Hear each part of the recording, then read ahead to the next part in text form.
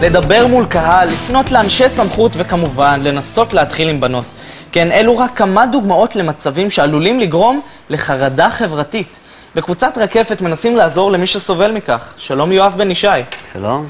אתה יוזם ומנחה בקבוצת רקפת. אז בוא תספר לנו קצת מה זה חרדה חברתית.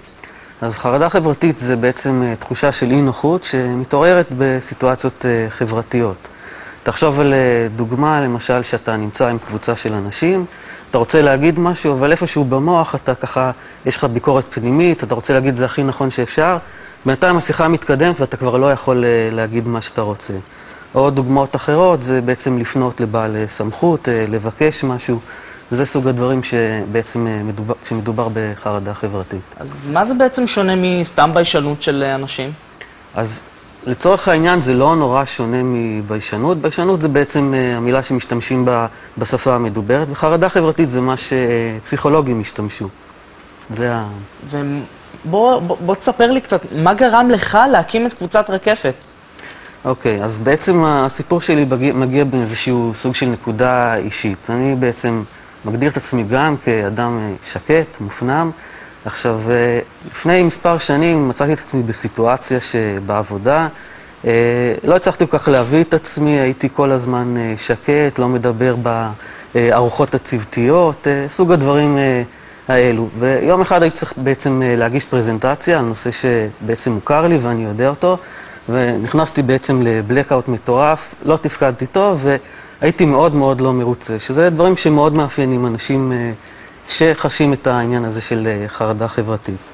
עכשיו, בעקבות זה נכנסתי לאיזשהו מסלול של שינוי וטיפול בעצמי, שכחלק ממנו הקמתי קבוצה, קודם כל מבוגרים, שמה שעושים שם בעצם יוצרים איזושהי פלטפורמה שבה אפשר להתנסות בדיוק בזה, להופיע לפני קהל, לדבר עם אנשים חדשים, לדבר בתוך קבוצה, וכל זה באווירה שהיא יחסית נעימה ונוחה. עכשיו, לענייננו, לעניין רקפת, שזו קבוצה שמיועדת לחבר'ה יותר צעירים, זה קבוצות שבגילאים 13 עד 23, שזה גיל הרבה יותר חשוב משלי, שאני יחסית כבר מבוגר. בעצם דיברתי עם חבר בקבוצה של המבוגרים, ודיברנו על העניין הזה, אולי נעשה משהו לצעירים יותר, שזה יכול הרבה יותר להיות אפקטיבי עבורם. וככה בעצם נולדה הקבוצה, פתחנו איזשהו אתר אינטרנט, ולאט לאט התחילו לזרום חבר'ה שגילינו שהם באמת חבר'ה ממש חמודים, רובם אינטליגנטים, יצירתיים, רק מה, יש להם את הבאג הזה בראש של יותר מדי את העניין של ביקורת עצמית. אתה נתת לנו פה דוגמה מהסיפור האישי שלך על סוג של נזק שהחרדה החברתית גורמת, אבל אתה הצלחת לצמוח ממנו ולהביא תוצר חיובי. איזה עוד נזקים חרדה חברתית יכולה לגרום? ואני אומר, זה אנשים שבדרך כלל הם כן אינטליגנטים וכישרוניים, והם יודעים למה הם מסוגלים להגיע, והם לא מגיעים לשם, זה יוצר תסכול נוראי, שבעצם אתה מרגיש שאתה מפסיד את החיים, כולם נהנים במסיבות וכיף, ואתה נשאר מאחורה איפשהו, כן. אז לפני שנמשיך, בואו נראה קטע קצר מסרט שביים דיוויד דויטש, שהוא חבר בקבוצת רקפת. זה סרטון שמתאר בדיוק מה מרגיש אדם בסיטואציה כזאת. איך שהזמן טס. נכון שלפעמים אני מצליח לעשות משהו למרות החרדה. אבל בגדול נראה לי שהיא ניצחה. כי אף פעם לא נלחמתי בה באמת, רק התחמקתי.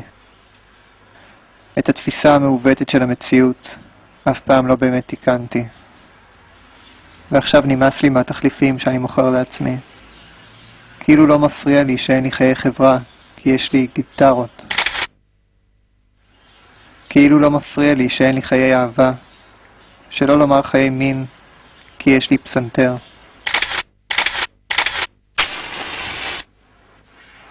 תגיד, איך מתנהל הטיפול הקבוצתי או ההתנהלות של הקבוצה?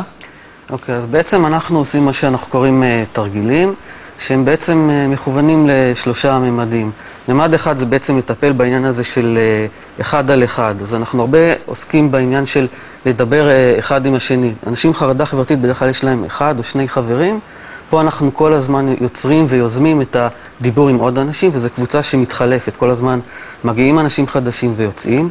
יש את הממד השני, שזה בעצם הממד של לדבר בתוך קבוצה, לתפוס את המקום שלך, ולצורך זה אנחנו עושים שיחת קבוצה, שבה אפשר לדבר מה קורה, מה עבר בשבוע וכו'. ויש תרגילים שהם יותר מתחום התיאטרון, והם יותר בעניין של להופיע לפני קהל.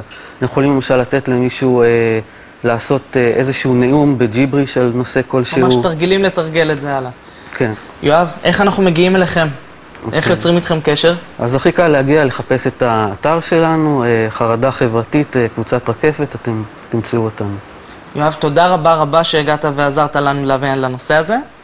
את הסרט דף חדש במלואו יהיה אפשר לראות גם בעמוד הפייסבוק שלנו. ומכאן אנחנו עוברים למוזיקה, והפעם עם להקת אנטיביוטיקה, שתשאיר לנו כאן שיר חדש מתוך האלבום הראשון שלהם.